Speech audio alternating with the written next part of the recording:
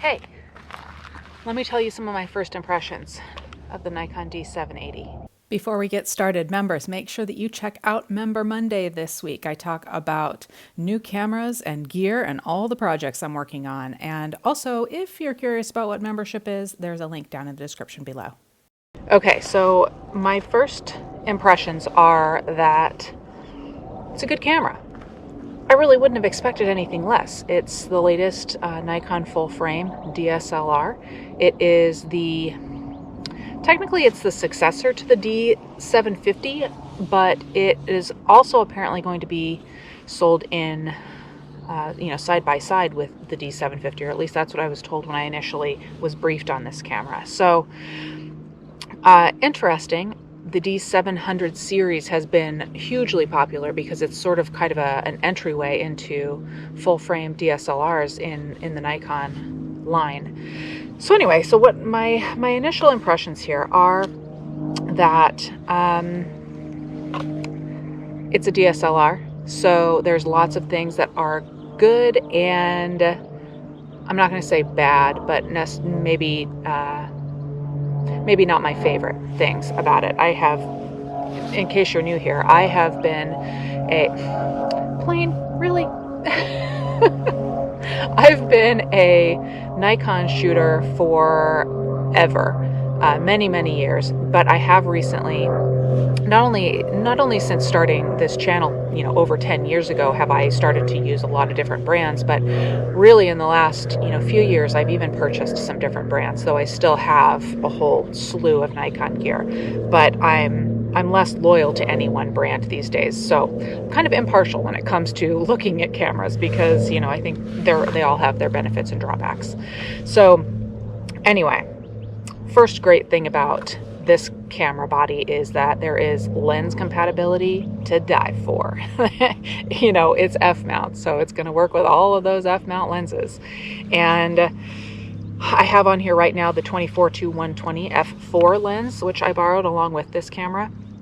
But I have also been using the Sigma 24-70mm f2.8 art lens on it, which I'm also borrowing right now from Sigma. But also, I have so many f-mount lenses. I plan to put my 200-500 f5.6 on here. I have a lot of f-mount lenses, so I'll be using a bunch of those. Let's see. It's a pretty quick camera. You can do 7 frames per second. And in fact, you can actually shoot 12 frames per second in an electronic shutter only mode, which is quick. So that's kind of cool. I have not tested that out yet to really see how I feel about it, but I can't imagine that it's bad. So there's that.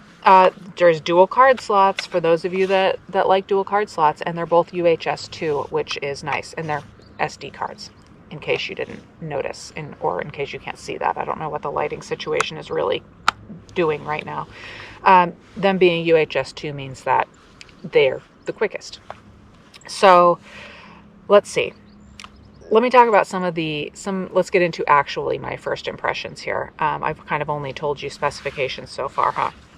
So my first impressions are that DSLRs, first of all, are so quick to start up. The startup time is like imperceptible, which is something I'd almost forgotten about because I do use primarily mirrorless cameras these days.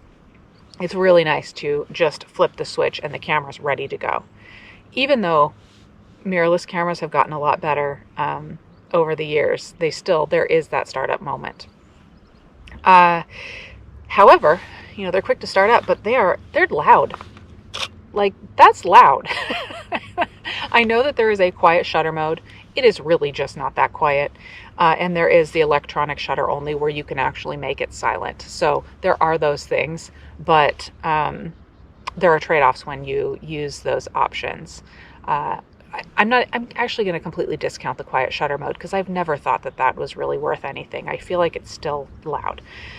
Anyway, that's just my own beef. However, let's go back to something really good. Battery life. Battery life on DSLRs. It's beautiful. It lasts forever. I picked this up this morning thinking, when was the last time I used this? It was like 2 days ago. What did I do with it? I think, did I charge it in between now and then? Did I charge it after I did that time lapse the other day? But I really didn't worry about it because battery life in DSLRs is ridiculous. It also uses the EN-EL15. I almost took the battery out without turning the camera off. The EN-EL15B battery, which incidentally is also what the Nikon Z cameras use. So really good battery life. And I really do appreciate that. Let's see. Something that I was a little disappointed to see was the focus points in just regular viewfinder shooting. They're really kind of all grouped in the middle of the frame, and it reminds me of like my D600 when we had the D600. And, it reminds me more of that than it does, say, the D850 or something, where you have a wider spread of autofocus points across the frame. So now to rectify that, the D780 has probably, for the first time, in my opinion, for the first time in a Nikon DSLR, it has really the first usable live view video experience, and really kind of live view, even still photo shooting. I know a lot of you out there are going to argue with me about that because I'm sure that some of you like to use live view. I don't like taking pictures like this and looking at the back of the screen unless I'm using a tripod or I've got a high angle or low angle photo that I'm taking. But excuse me, getting a little sore crouch down like this. Whew, you can tell I'm getting older. But so in live view, Nikon says that at least in terms of video, you are basically having the same experience as the Nikon Z6 mirrorless camera, because it has a lot of the same focus options, or maybe all of the same focus options. You can use face detect, eye detect. These things are really important if you like to shoot video. And like to use face and eye detect. I should always caveat that because I know we all shoot differently. But for me, it makes it the first time a DSLR is really, really highly usable for video. I shot my videos for the channel on DSLRs forever and ever and ever and ever and ever, but it was a big pain in the boo honkus to get focus. And having face and eye detect would have been wonderful. That's actually the main reason I switched to mirrorless. So let's see. Just to bring this up, it's a DSLR. It does not have in-body image stabilization. So while you do have really good focus for, I would say, I just said really good focus for video, but it's still not quite the same experience. And I think that's primarily because of the lenses.